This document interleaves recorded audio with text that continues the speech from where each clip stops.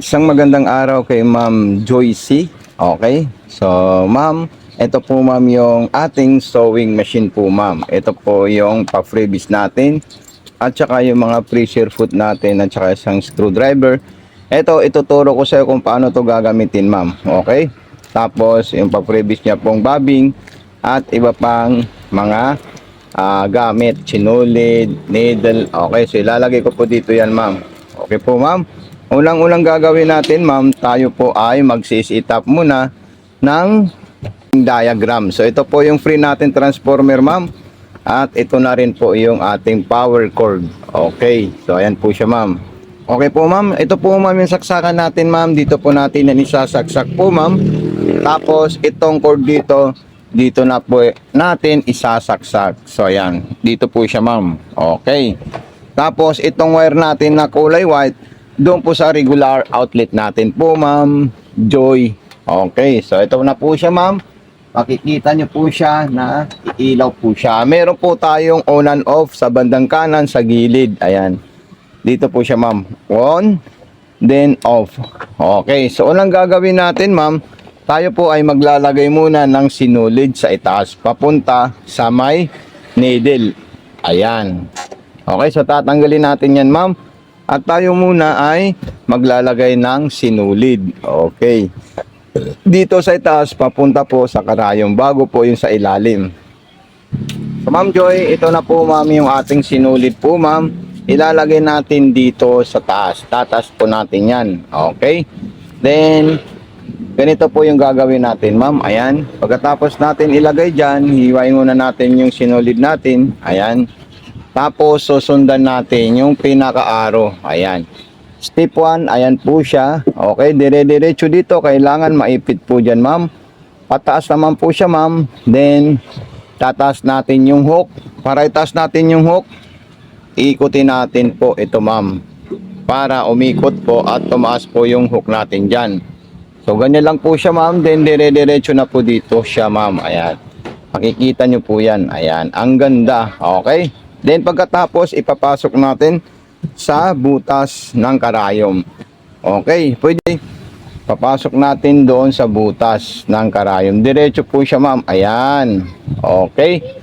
Then ito namang bobbing natin, kung tayo naman ay magre-refill ng sinulid, ipapatong natin dito at itatali natin yung sinulid natin dyan. Itutulak natin dyan at siya na po ay magre-refill ng sinulid po ma'am. Okay. Pag puno na po siya, ibalik nyo lang po dito. At ganito po yung tamang paglalagay natin dyan sa may bobbing po, Ma'am Joy. Okay, so tatandaan po natin yan, Ma'am. Dahil importante po ito. Ayan, para hindi po magtuhog yung sinulid natin. So ayan po siya, Ma'am. Gaganyan lang natin siya, Ma'am. Ayan. At ikutin natin yung hand wheel. Asaan po yung hand wheel? Tatandaan nyo po, Ma'am. Ito po yung hand wheel. Ikutin natin yan ng paharap, pababa. Bakit? Para po makain niya po yung sinulid sa ilalim. Ilalabas niya po, ayun po silang dalawa, at ihilain na natin yan. Okay? So ang tamang proper ng paglalagay ng sinulid, kailangan nyo po yan ma'am malaman. Dahil pag mali po siya, hindi po siya tatahin ng maayos. Naka-slanting po yung sinulid natin papunta po doon. So ipapasok natin ng ganyan, at ito na po siya ma'am. At tayo naman po ay maglalagay ng button holder. Sasampulan natin yung button holder po natin, Ma'am Joy. Tatanggalin natin itong pressure foot po niya. Ayan po yung pressure foot niya, ma'am. At ilalagay natin ito. Yung butones natin, ilalagay natin dito, ma'am. Kukuha po tayo ng butones para masampulan natin siya. So, okay po, ma'am. Ito po, ma'am, yung butones natin, ma'am. At ilalagay natin dito. Ayan. Okay. Pag nailagay natin dyan, tatanggalin natin siya. At yun na po yung sukat na gagawin niyang button holder. Ayan. Button holder muna tayo, ma'am. Okay. So makikita nyo po, mayroon po akong ibababa dito. Ayan po siya. At kailangan dito sa pagitan na to ng dalawang letter L. Ayan po siya, ma'am. Oh. Kailangan dito sa pagitan na to dito, ma'am. Doon po natin siya ilalagay. Dito, ma'am. Ito. Dito natin ilalagay yung binababa doon po, ma'am. Ito po siya, ma'am. Ayan. Tapos dito tayo maglalagay ng butones. Okay? So kung mayroon po kayong katanungan, huwag po kayong mahihiya mag-message sa mga social media account namin, ma'am. Okay, so ayan po siya ma'am. Then,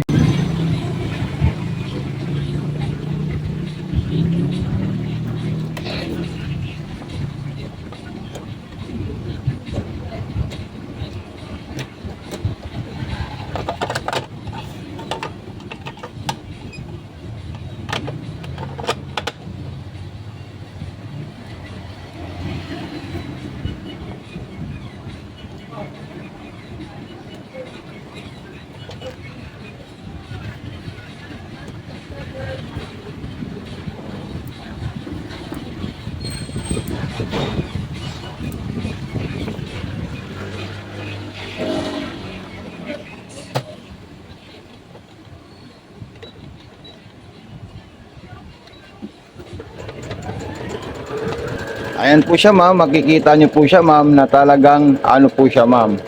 Ayan, okay. Then, abante naman po natin siya ng konti. Ayan, so ayan o, ang ganda po ng performance ng button holder po niya.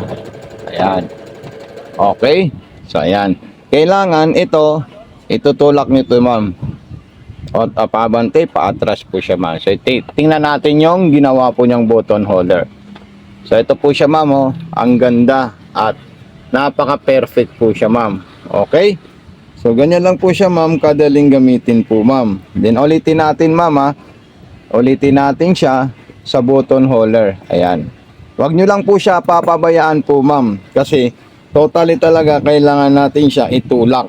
Itong button holder natin po ma'am Joy. Okay, ulitin ko ha. Ayan. Lalagay natin yung tela natin ma'am. Ayan. Tapos, bababa natin ito ma'am. Ayan. Okay.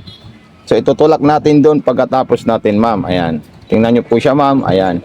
Tutulak natin dyan. Then, babangga naman po doon. Paabante naman po siya. At itulak natin doon ulit. Ayan. Then, itulak naman natin siya paabante. At iganon natin siya ulit. So, ayan. So, matatapos na po yung button holder na pinagawa natin sa kanya. Ayan. So, tingnan nyo po siya ma'am, talagang napaka-perfect talaga ng button holder nito ma'am.